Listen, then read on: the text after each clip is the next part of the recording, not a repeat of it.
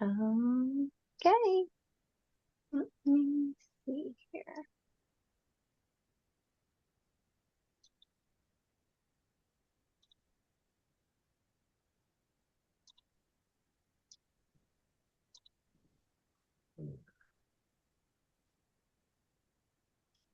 Okay, hello everyone. We're going to give you a few seconds to get settled in as I see more people joining our session slowly.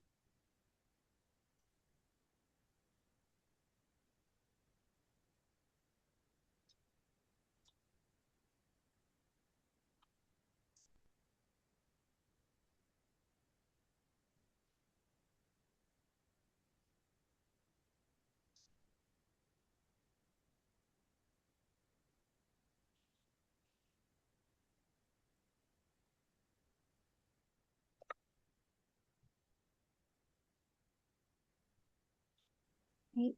If you're joining us and you'd like to add in the comments where you're coming from, we'd love to see that.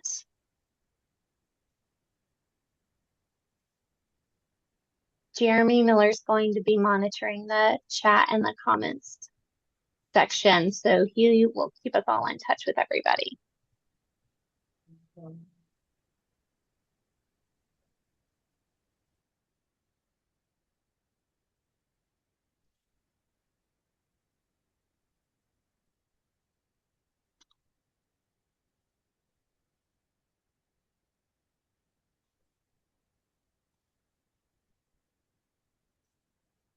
Okay, I think we are ready to get going.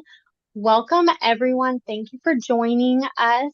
I'm Kathy Gopin from the Indiana CTO Council, and we are hosting our monthly Lunch and Learn. And today is kind of a special day. We're using this time to provide leadership training with Ashley Calgar. So we're so glad that you all have joined us. Of course, we always want to thank our platinum partners for the Indiana CTO Council. We appreciate their partnership, their assistance in helping us accomplish what we are trying to do in our work. And we would not be able to support you in the way that we do without their partnership.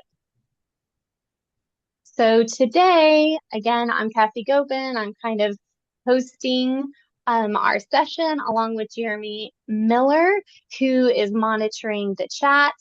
And you'll get an introduction for Ashley here in just a moment. If you don't have your calendar marked for our Indiana CTO clinic, please make sure you are saving the date. Registration should be going out very soon in the next couple weeks. So keep an eye out for that, May 7th and 8th. I'm going to turn it over to Steve from CDW. He is one of our platinum partners. Thanks, Cassie. Good afternoon, everybody. Happy to be with you. So I am the field representative for K-12 in Indiana with CDW, if I haven't had the privilege to meet you before. So thank you for joining today. Do you want to hit that next slide for me, Cassie? Yep. So you're probably looking at this and wondering, why would this guy bring an eye chart of a slide just to say hello and introduce himself? And I'd love to tell you why. So the reason is, many of you know CDW for all of the things that we sell or that you've bought from us in the past. But what you don't know is we're not your father's CDW anymore. We do a whole lot more than just sell you things.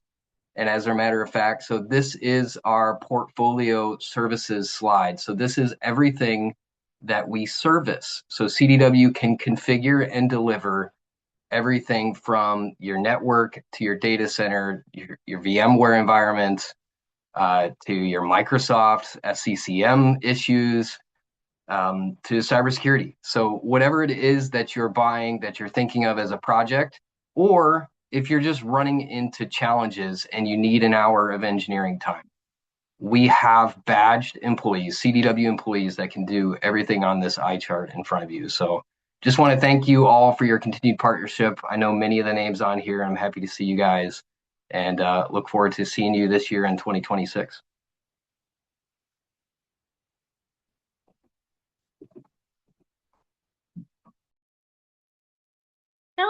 I'm Kristen Taylor, and I am with Matrix Integrations. So we're local to Indiana, if you haven't heard of us.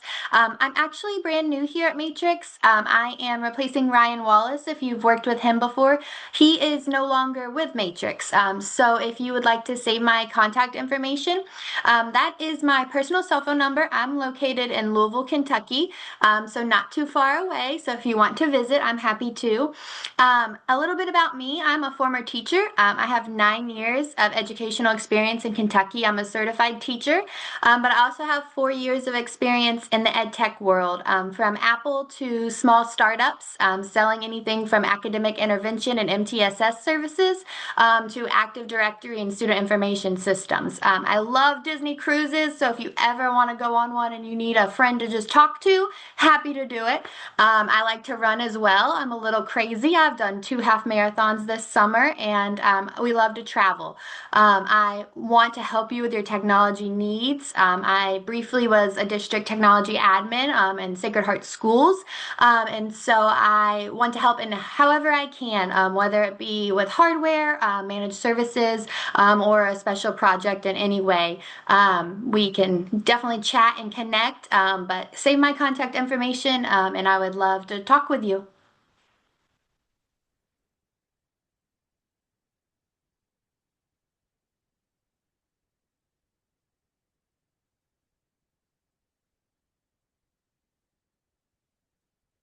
Cassie, you're on mute. Thank you for that. Thanks, Kristen, is what I was saying. I love that your timing worked out perfectly with taking over this role, and then you got to do an introduction for people to meet you and see you face to face. Ashley, I'm going to stop sharing my screen and turn it over to you for our session today. All right.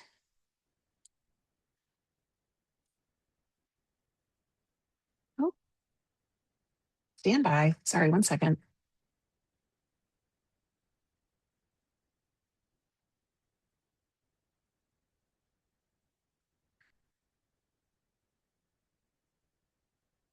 All right. Here we go. Can you see my screen?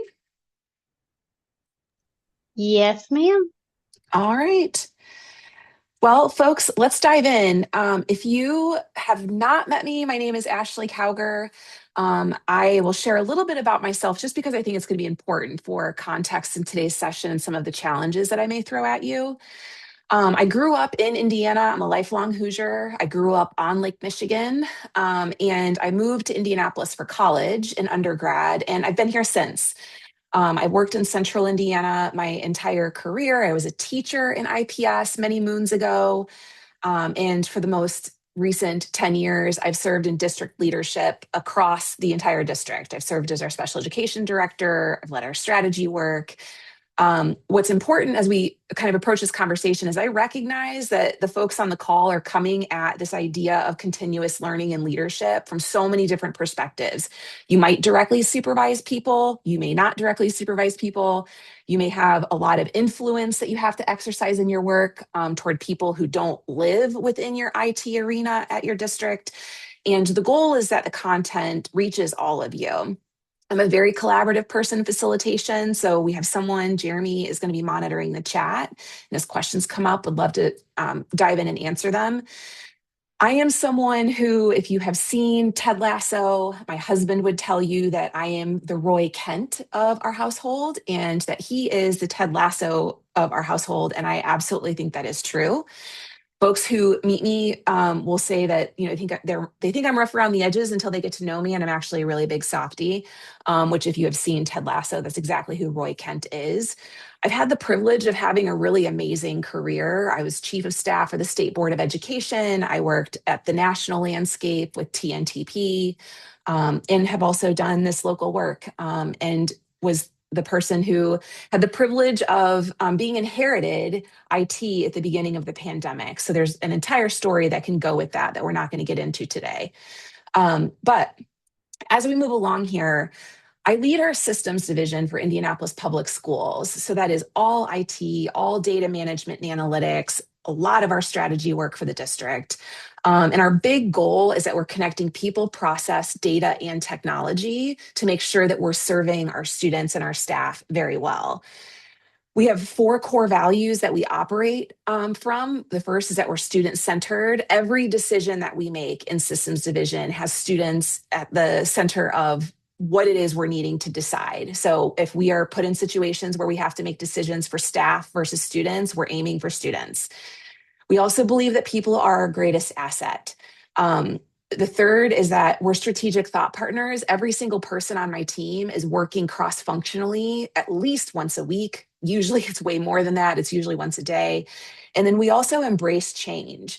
In the world of technology, especially when we're talking about things like AI, we recognize that it's literally changing every single day. And the functions of IT in a school district have changed drastically in the last 5 years, where we've gone from this break fix mentality of IT, where we're working to just keep the lights on, to where IT is today, which is that we really have to be the strategic offense and defense of our district. So on the defense front, right, like we're managing cybersecurity in the same ways that Fortune 500 companies have to manage cybersecurity today. We're also having to make sure that we're hearing voices from teachers and school leaders and other district staff to make sure that their needs for technology are met in their work. So we're going to be thinking from this perspective of being a strategist, in that like you have to play multiple roles in leadership. And especially if you are wanting to aim toward continuous improvement and prove transformation for your district, this old IT mindset of like, we keep the technology alive so that the lights can stay on in buildings just is not enough anymore. And nobody actually told us that. Like, we just have kind of had to learn along the way, right? And that's creating some challenges in what it actually means to look like, sound like, and feel like in leadership and IT today. So I would like for you guys to exercise in the chat a response to this question. In one sentence, what is the biggest legacy process in your district that no longer serves students? So we'll give 30 seconds of wait time, and then would love for you guys to name this.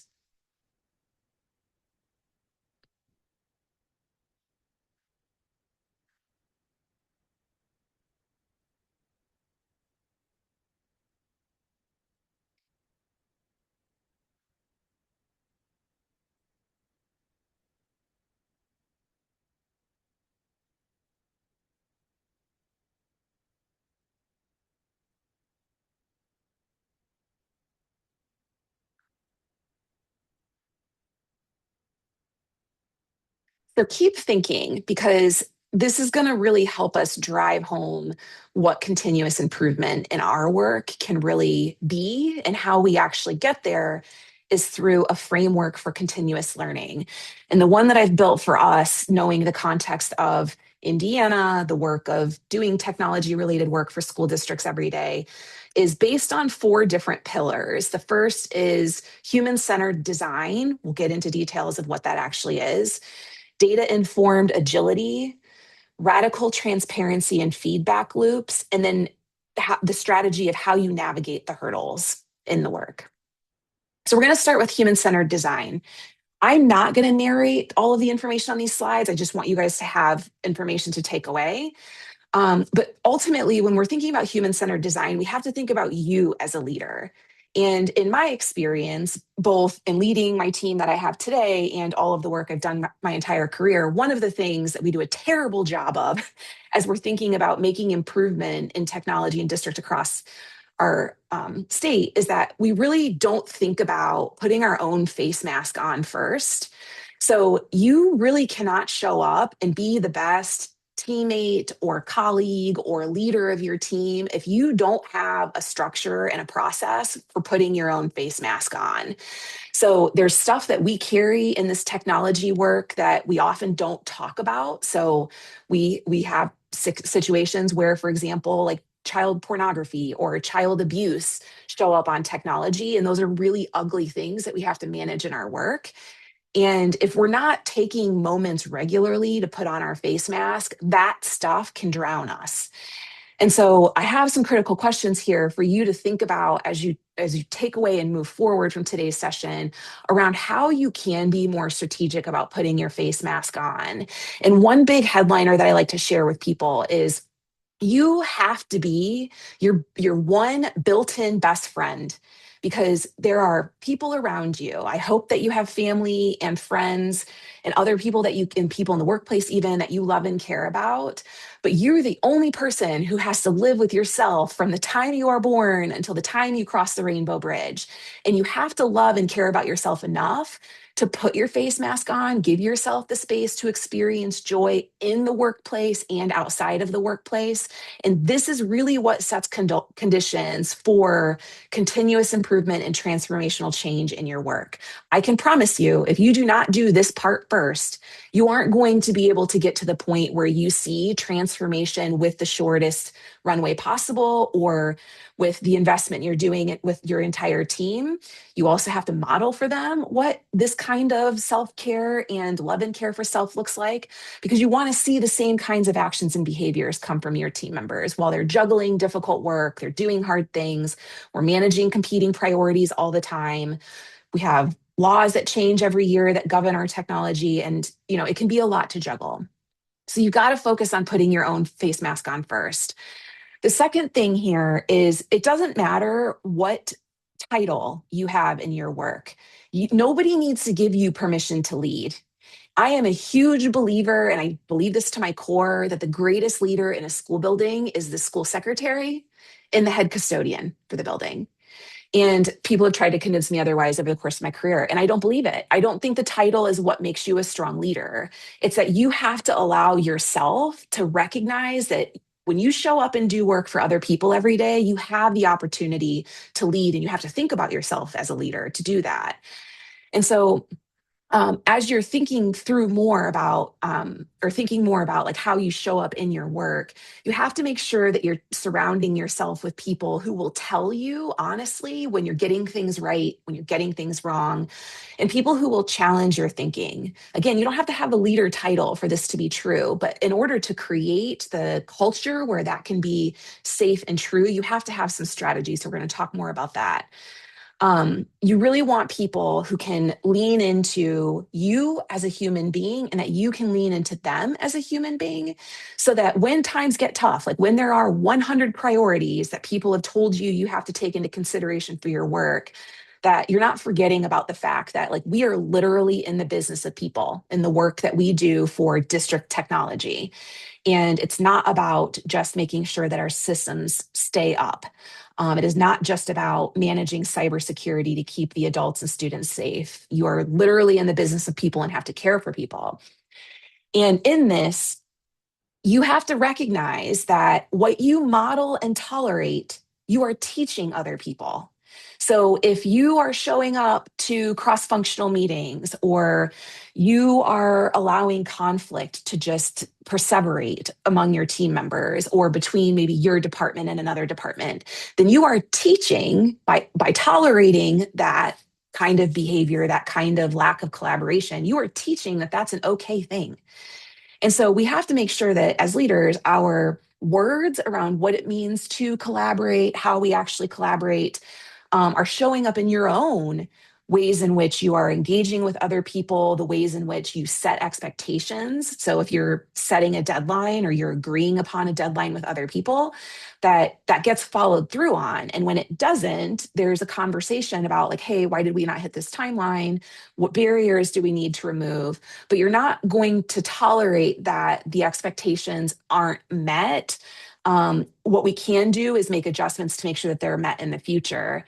But you set conditions to establish what it is in terms of high expectations for your team. And it comes based off of you as a leader and what you model for your team. And some of that modeling are the things where you're caring for the whole person of your team members and the people, your colleagues across the district. You have a responsibility in your work, because you are playing offense and defense in your work under this technology umbrella. You have to be you have to be the head coach and the cheerleader for everybody. So my conversations with school leaders can sometimes sound like, I understand you want that thing, And here is how that thing is going to create disruption to your instructional day. It's going to create disruption to other systems. Here's how we can work toward a solution that maybe is more interoperable with our environment. I'm still cheering them on and also giving the critical feedback that like it can't be that thing and it can't be that thing right now, just in a way that is more understanding of like generally the asks that we get from schools or from other teams is coming out of a place of desperation or great need. But we are asking the questions to, one, make sure we're caring for that whole person, and two, making sure that we're not doing things to just muddy our tech waters or to create unnecessary challenges within our tech environments, because we are managing a lot every day, even without the additional challenges that can be thrown at us. So you are the person who is responsible for putting people first. There are some strategies that I've named in this last bullet point and questions for you to be reflecting on that can help you think about the actual strategies to care for whole people. So I want you to take these away and really thinking through, like, again, we're still focused on human-centered design and you as a leader. Another point that we tend to do in the work that we do is we make a lot of assumptions. And in our culture in America, and then also in the work and school districts, we tend to rely a lot on just common sense. And we also assume that adults should know things. And in our tech work, we can see every day that adults really, like, especially in the technology world, really don't know a lot, right? Like we have to teach how to use systems. We have to do professional development to maximize the systems and resources we provide to school staff and to district staff. But we are wanting to make sure that we, like us in our particular jobs, and then the team members that we work with, are not operating from this place of trying to be a certified mind reader, because we're not that. And we don't want to assume that common sense exists. This is not at all to discredit the knowledge and logic and experience that other people have. But when we are intentional as leaders to not assume that there is common sense, it actually helps us make sure that we're all on the same page of understanding what we're talking about, why we're talking about it, why are we coming to meetings together, what is the goal of it, which actually allows us to drive work more effectively. The last part here on you as leader is recognizing that I actually grew up on this mantra. My dad raised four of us, and my dad would always tell us, people don't know what people don't know. And in my professional career, I use this all the time, because we want to make sure that people actually understand what our strategic goals are within technology, how we want them coming to the table to share ideas or share where there is conflict, or maybe where on the tech side we're not supporting people in schools well. So we don't want to just recognize that people should know these things because I sent an email out once and they must not have paid attention to it, or we have these cheat sheets over here and nobody pays attention to them. There are all kinds of things that can interact with us as human beings that means, like, I might have a really busy day today and I might miss that email, and then maybe I don't get to it for a couple of days, or whatever the case might be. Recognize that people don't know what people don't know. So we're going to talk more in a couple of minutes around what organizational change management is and how that can help you lead toward continuous improvement. But this section here is really focused on us as people and the fact that we are in the business of people. Even though we do technology, we are thinking through how technology supports humans. And that is our ultimate goal. So we're going to actively work to cultivate this environment where we are using our emotional intelligence, our understanding of human needs, to move us forward in our district. The outward-facing part of human-centered design is thinking about and creating actual strategic opportunities for other people to join you at your table. So I have conversations with CIOs around the country regularly.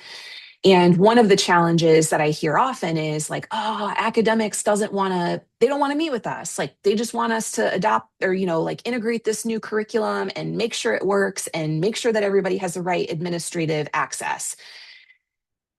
there's an actual focal point that we have to prioritize in human-centered design thinking, which is the folks that we are bringing to the table with us in a way that is structured. So all 4 of these elements here are people that you need to be engaging with every single week to make the most intentional decisions for your team and for your work. So your boss needs to be well informed and have opportunity for input, your peers, and your direct team members. And then because of the business of being in schools, we also need school leaders, our teacher leaders and or teachers. And then we have classified staff, instructional assistants, for example, that support students who have great perspective on how technology is working in classrooms every day. So leveraging classified staff and community feedback, so that we are recognizing the different kinds of people with the different kinds of experiences and the different kinds of responsibilities to do work to serve children. And we are the people who are giving all of these folks tools to do that. The second big pillar for continuous improvement is data-informed agility. And this one probably feels really obvious to you guys, but we sit on mountains of data. We have more data than we could possibly use any given week, any given month. What we tend to not do is have structures to effectively analyze that data. So, we've got usage statistics, we've got ticket trend data, we've got bandwidth data for our network, we have cybersecurity data, we've got school performance data. We have all kinds of information, and we have to hold ourselves responsible for creating structures to review that data. So for example, creating a weekly team meeting or a monthly meeting that you call a pulse check meeting, where there are very specific points of data that you're looking at to determine how are we serving other people? Is it going well? Is it not? Where are there challenges? What feedback are we hearing? Are there wish lists for folks? Do we have a bunch of folks over here saying that they want access to generative AI and they want it to be licensed? You have to take a step back to all of the information and data that you have to really absorb it and then to make thoughtful decisions as you move forward about what you're doing and why you're doing it. If you aren't using the data that's available to you, you are literally nosediving off of your data mountain and then you're going to fly blind straight into the ground. So because we can be so overwhelmed by the data, this is the one point where I think we can all feel challenged is how do I make the time? How do I make the time to sit back and look at the data I have available? You have to make it. So building in something into your calendar every month called Pulse Check, and then you and your team are you have a shared understanding of what that is, you have advanced information on what you're going to study, will help you use the actual data available to you. The next pillar is around radical transparency and feedback loops. This is something that can be incredibly challenging as we lead technology work because feedback from everybody across the organization can be incredibly overwhelming. The big thing we have to keep in mind is that if we are looking at the data that we have available to us, this big mountain of data, and if we are taking chunks of that data and analyzing it through pulse check meetings, and then building a strategic plan that we can monitor to make sure that the work gets done, then we actually are effectively applying feedback from our stakeholders and making more sound decisions about how resources are used, whether that's people time resources or financial resources. We are all in the same boat, regardless of what district you're coming from here, of not having enough resources to do all of the work and then being expected to do more all the time. So we have to have a plan that allows us to intentionally dive into projects, work those projects until they are complete, and then to see that we have actually met the expectations of end users. So building your strategic plan can feel really daunting. I have some critical questions here for you to think about. Every district does strategic planning different. I will say all of our districts more than likely have a district strategic plan that is not enough of a strategic plan for you to have to drive transformation and continuous improvement in technology. You have to have your own plan. I have a visual example of what our strategic plan for IPS Systems Division looks like here. I'm happy to share offline more details with district staff if you'd like to see it.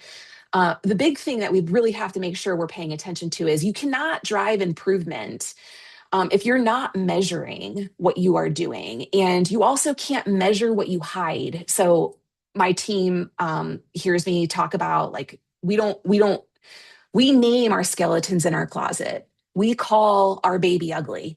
When there are challenges, we're not hiding anything around here. We are naming it, and then we are in our strategic plan making sure that we're building in ways to fix that ugly baby situation or skeleton in the closet situation. And so when you have this plan and you monitor it, then you are ensuring that the things get done, and they're getting done with input that you've had from your peers across the district, from leaders in schools. And I will say it is a heavy, heavy lift to create a strategic plan. We just finished our strategic plan for the next 5 years, or next 3 years, I'm sorry. And it took us about 6.5 months from the point of looking at our last division strategic plan and then figuring out where we needed to go from there, to then building all the details of this plan. Who needs to be involved? Is there a financial impact? What comes first versus what comes last? But it is very much worth putting the effort into going through a strategic planning process. We have a really great resource that we use in IPS that I'm happy to share with any of you. Doesn't matter how big or small your district is, the strategic planning process is powerful. And allows you to make sure that when you have a crisis or an emergency that comes up, you still have your plan that you can come back to, instead of ping-ponging around and maybe forgetting what it was that needed to be the priority or the thing that you guys were spending a lot of your time and energy on. Sustaining momentum in going through a continuous improvement process and working toward transformation, sustaining the momentum can be hard. So again, we've got stuff flying at us all the time, right? Like we have systems that go down and then we get a bunch of tickets for that. We have curriculum and academics who say like, we want this new curriculum and we want it tomorrow. And these are things that we can't entirely control. We can mitigate a lot of it by having proactive, collaborative conversations with peers and colleagues and team members around the district. But the sustaining of momentum really does come from having your long-term strategic plan and having a 3 to 5 year horizon of what it is you need to do in terms of transformational work for your district. Like you might have an aged on-prem data center. You might have cybersecurity practices that you have to like chunk. You can't do everything all at once. And seeing all of that work that needs to get done built into a plan, and then it's prioritized, and you can see and bring comfort to your team, the human-centered part of like, we're not doing everything all at once, but we are taking one step at a time. And that's what your strategic plan is. And as you're building your strategic plan, you really want to make sure you know where every single penny in your district is being spent on technology. I regularly hear directors of IT and CIOs around the country say like, oh, well, schools can buy technology.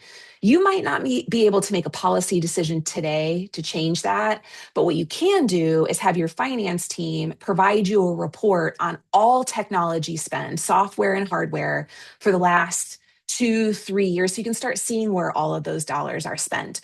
Nobody here is getting more fiscal resources anytime soon for technology for our districts. So we have to work within the limited resources we already have. And if there are resources being spent on technology that are outside of your line of sight, you want to start wrapping your eyes and brain around that so you can think through how to be more strategic with your resources to be able to execute a strategic plan over time that is most meaningful for your organization. If you don't know where all those fiscal resources for technology are being spent, you are not in a position to make sure that a strategic plan from the technology team can be executed effectively, because we're seeing software costs go up for all kinds of software systems. Hardware costs have gotten more expensive in the last year. Can't imagine that's going down anytime soon. So we really want to make sure we understand the fiscal landscape of technology spend, not just with your team, but with the whole organization. And that becomes a really big player into how you build your strategic plan. Because if there are resources that are out there that you can leverage more effectively, then it's going to help you drive your plan with maybe additional contracted support that you might need, or maybe bring on a retiree who has retired from your district who has some capacity to support you guys. But all of that requires fiscal resources. Also, wanting to make sure that as you're trying to sustain momentum for continuous improvement and transformation, is creating a stop doing list. Most districts miss this opportunity when a district is going through a district-wide strategic planning process. Oftentimes, it's just what are all the additional things we're going to do, and not taking a critical look at what we need to stop doing in order for our goals to be met longer term. Because the needs of a district are changing every year, sometimes by semester. So working with your team to create a stop doing list for technology. Are there software and hardware systems that are just sunk costs for your district? And what would it take to decommission those by 2027? You don't want drain on resources. You want to make sure that your resources can be maximized. So what you needed 5 years ago or pre-pandemic are likely a lot different than what you need today and how you're operating today. And it's going to be different a year from now. So make sure that as you're going through this process of creating a longer term strategic plan, 3 years is a good start, that you also have worked through a stop doing list with your team member, your direct team members, your cross-functional team members, and see where things like, for example, like our organizations really don't need Teams, Zoom, and Google Meets. All those systems have to be managed by your teams. So thinking through, what is the virtual meeting system that we are investing in and will fully support and train people on, so that your people time and your fiscal resources aren't tied up in duplicative technology options. The last point to think about in maintaining momentum is thinking really hard about your professional capital. So I said at the top of the PD today that one of our core values for our team is that people are our greatest asset. We name that and we believe it. We have had 99.5% retention of all of our team members within the systems division for the last 5.5, almost 6 years. It'll be 6 years in April. We've had one team member who is a regrettable loss for us, but he got to move on to his unicorn job in private sector and we were in full support of it. But it's because of the culture that we've built where when we say that people are our greatest asset, we mean it. We know when each other are under a lot of extra stress. We know when, there might be personal things going on, like a sick parent that are making work feel a little bit more difficult at the time. But we have to have our people feel like they are whole people. They have these opportunities to fill their buckets and experience joy outside of work. They're seeing you put your own face mask on before you're trying to put everybody else's face masks on, so that our team has the opportunity to grow and to move quickly, because the tech wave is just changing every single day. And we don't want our people to try to chase that tech wave and burn themselves out. So professional capital really requires a lot of strategic thinking and planning. If we just lick our finger and throw it up in the air and occasionally go like, how things are going with my people, or I wonder how academics is feeling right now, it's not really going to put you in this place to drive continuous improvement and transformational change in a way that you can if you are more thoughtful in creating time and capacity and structures to hear and listen and build expectations and transparency around what you're doing for people, why you're doing it for people, how the tools you guys are supporting and delivering out to schools are meant to support people. So you have to be really thoughtful and give yourself the capacity to work through building the strategic plan so that and building your stop doing list, because you can't just keep adding. You have to take things off of that plate. And then making sure that that allows your people to really feel like they can stretch their arms and legs as tech keeps changing and we have to keep learning, versus just allowing them to burn out, which none of us really like that burnout feeling. The last part of this continuous improvement framework that I've built for everyone here is really navigating the hurdles really intentionally. So plan A almost never works in technology. I've learned this over the years. And we have to be really thoughtful about the conditions that we set to navigate the hurdles, both for ourselves and the work that we're doing with other people, and then also to just expect that plan A doesn't work. And one of the first strategies that we can really use is really a strategy to help build a culture of collaboration. And I have a little term that I use for it called 3 before me. And this encourages thought partnership and culture building, not just within my own teams, but also within cross-functional relationships. Your team needs to be about the team. It needs to be about technology for the district that you work in, to support teachers and to support students. Your team is not to be about you. And by using 3 before me, which is a phrase that we say, like, you are working with 3 other people to troubleshoot an idea, to tease out an idea, to pitch something new for feedback, to practice something. Or if you need a Vegas rule moment, like sometimes we just need a place to lose our marbles for a second, that's a great opportunity to really encourage your teammates to practice 3 before me. So take those points here to troubleshoot an idea, to pitch something new for feedback, take it to 3 other people before you're bringing it to me. Not because I don't want to hear it, but because I want those kinds of opportunities for collaboration to exist outside of just a relationship that I have with you or that I have with another team member. And so you really start to see your culture get watered when we have people coming together regularly in a structured way, with or without you.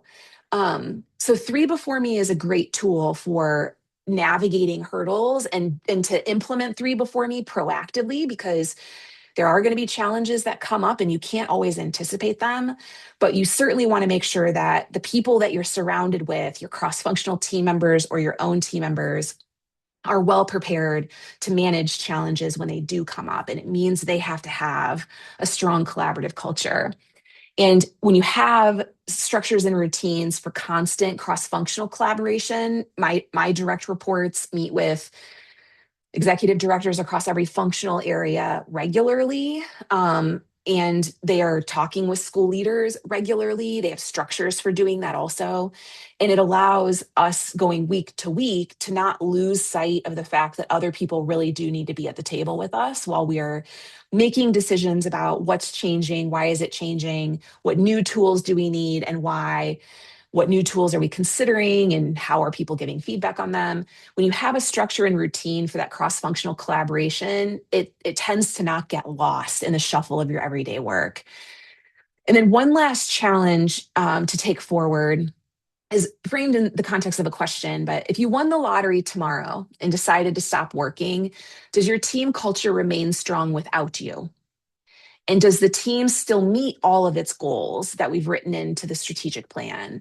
And do the right resources continue to be allocated in your absence? If the answer to any of these questions are like, I'm not sure or no, then we want to make sure that this slide in particular around focusing on culture and creating a culture of collaboration exists, because you might win the lottery tomorrow and decide to stop working, but the work that your team does needs to carry on because we still have students in need of technology resources. We also have teachers that will have a continued need for technology and resources. Sorry, that's my timer.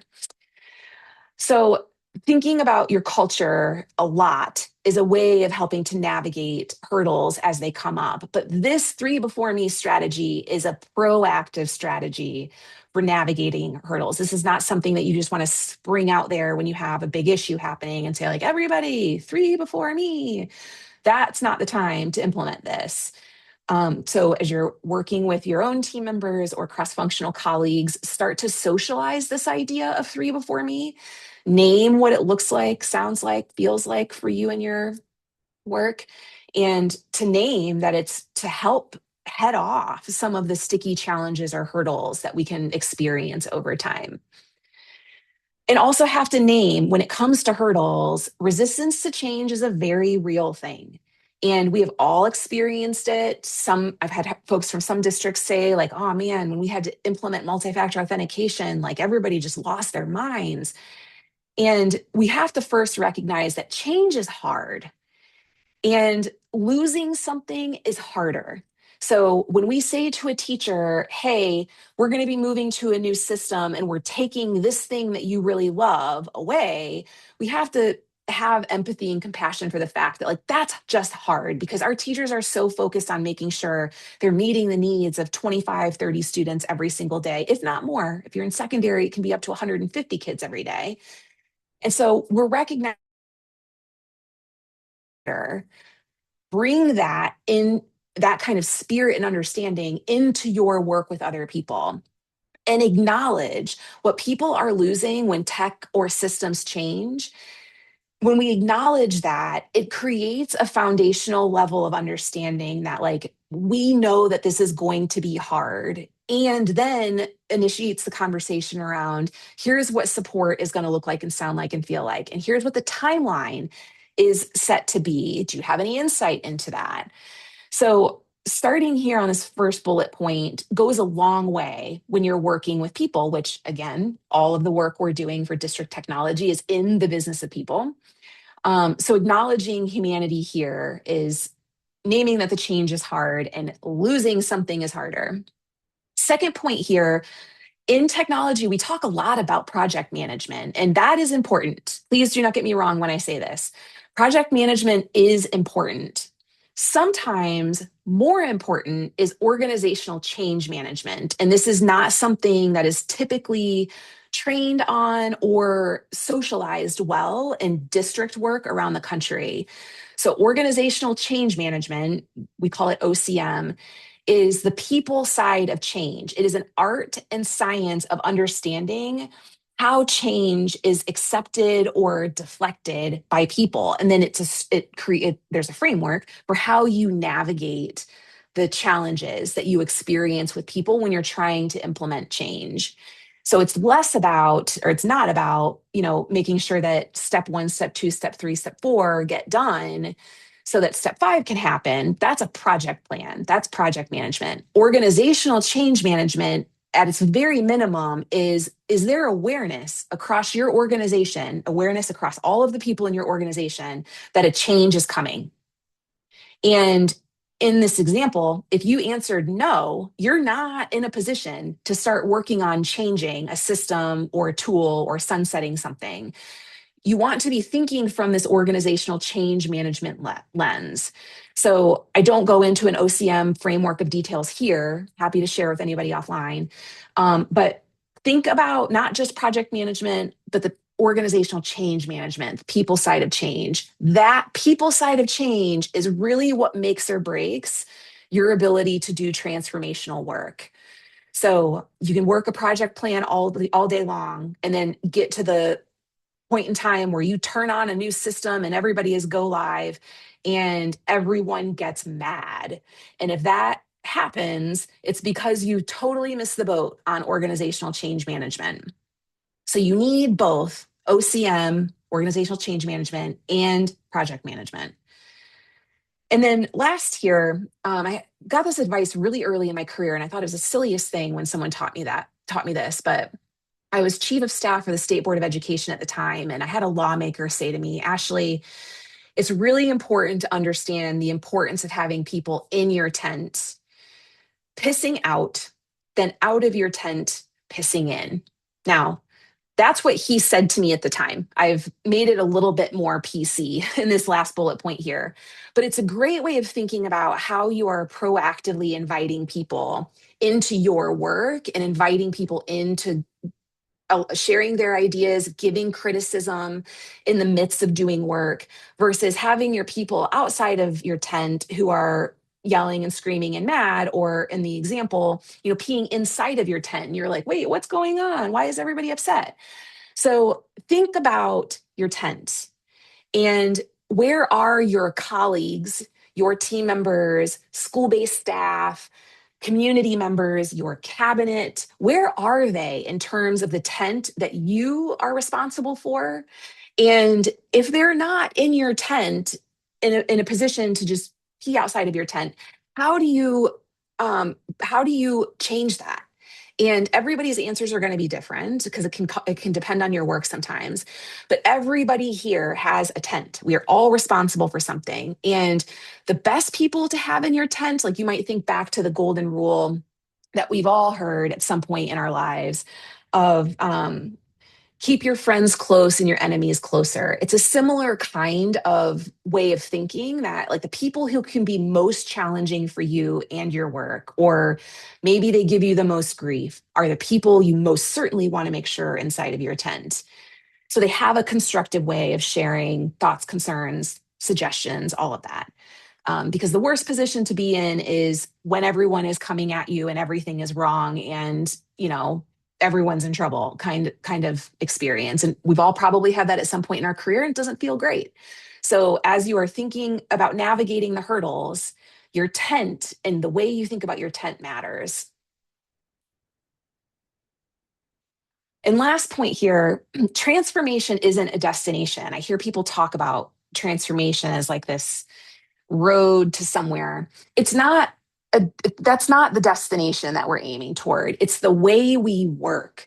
So the tent example, like folks have told me over the course of my career, like, Ashley, it's so silly. Like, why would anybody talk about a tent? And I say, because it's the way that we need to work. Like, we need to have people in our tent working with us instead of making all these issues for us because they're not inside of our tent. So transformation isn't a destination. It's the way we work. And when we align our IT work with student-centered goals, we ensure that every single dollar, going back to that budgeting piece, every single dollar and every hour of our time is spent directly on what positively impacts the classroom. Whether that's a positive impact for teachers or students can be different, but we really want to make sure that this is ultimately the goal. And when we are focused on the way that we work and we have a strategic plan that is keeping us accountable for doing that work, then we see success. We see that we're also in a better position to constantly transform and get better. But those conditions have to be true first.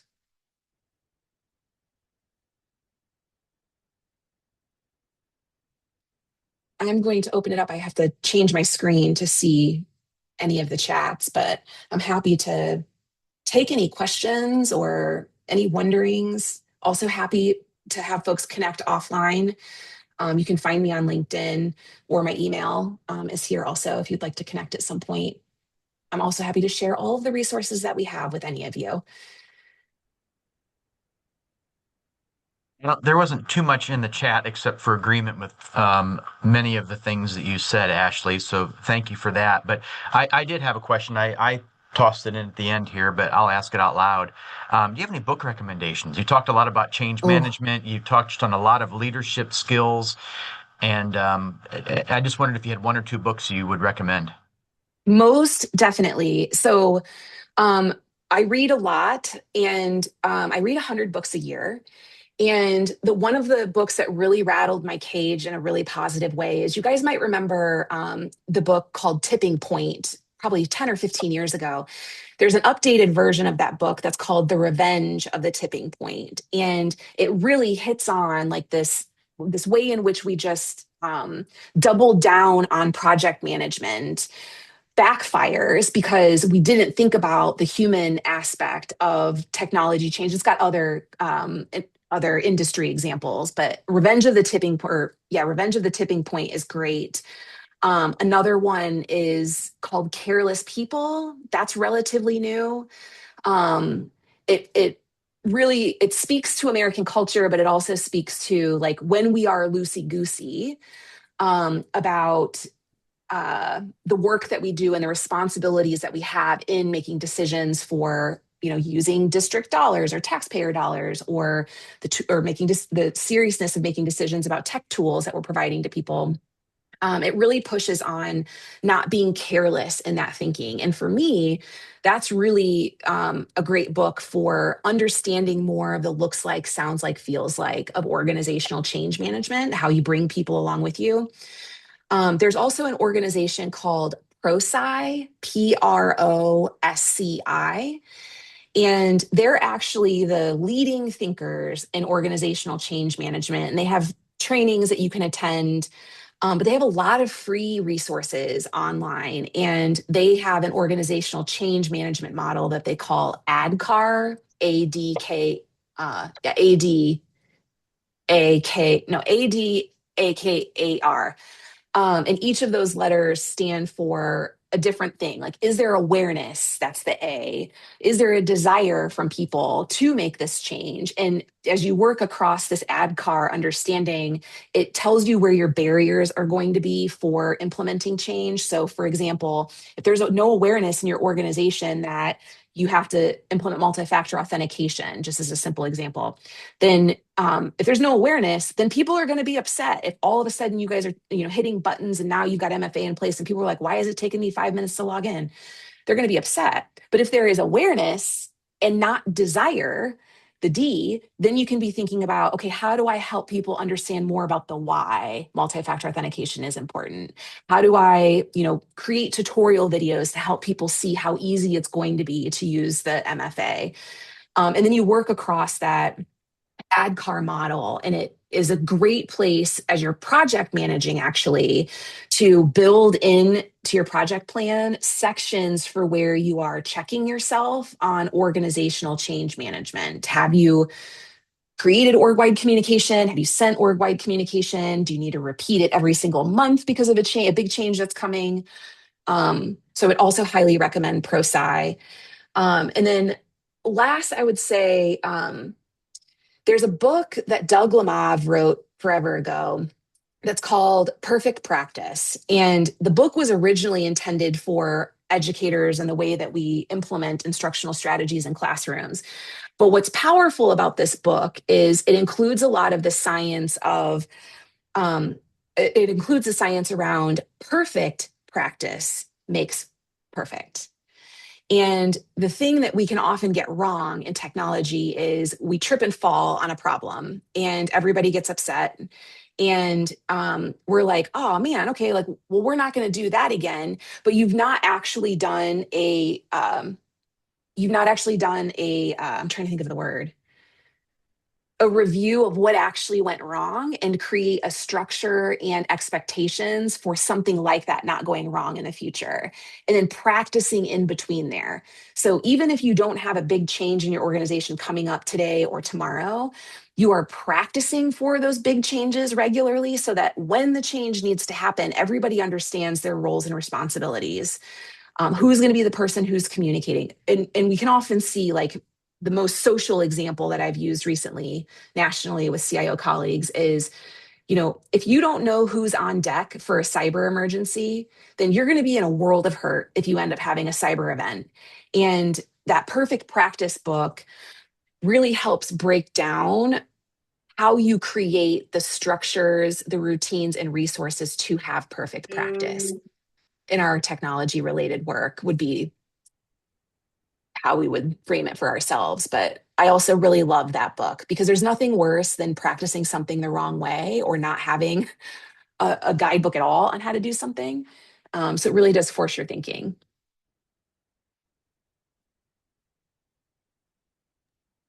Thank you very much for that information. That's great.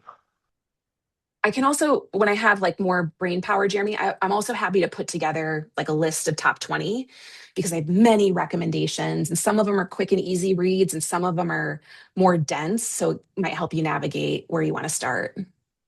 Ashley, if you put that together, then when I send out the recording from this training, I can include that list for everybody. That would be great.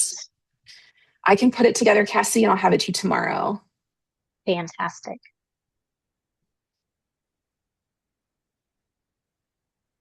All right. Anything else from the chat? I don't see anything. So We're good. I think we we can wrap it up. Thank you again, Ashley, for joining us and really taking the lead on this training. I feel like we had a great turnout. We had even more people register than are signed in that are planning to watch the recording. So definitely worth the time to share all this information out. Steve and Kristen, thank you as well for hanging around and getting your own little boost of leadership training. So until next time, Thank Thank you, all. everyone. you. See ya.